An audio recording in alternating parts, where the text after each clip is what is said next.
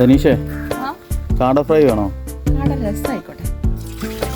പാടം പൂത്ത കാലം പാടാനൊന്നു നീ,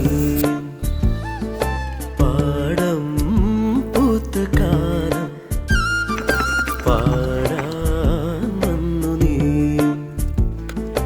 പൊന്നാറ്റിനപ്പുറത്ത് നിന്നും പൊന്നാരം ചൊല്ലി നീ വന്നു, പൊന്നാറ്റിനപ്പുറത്തു നിന്നും പൊന്നാരം ചൊല്ലി നീ വന്നു.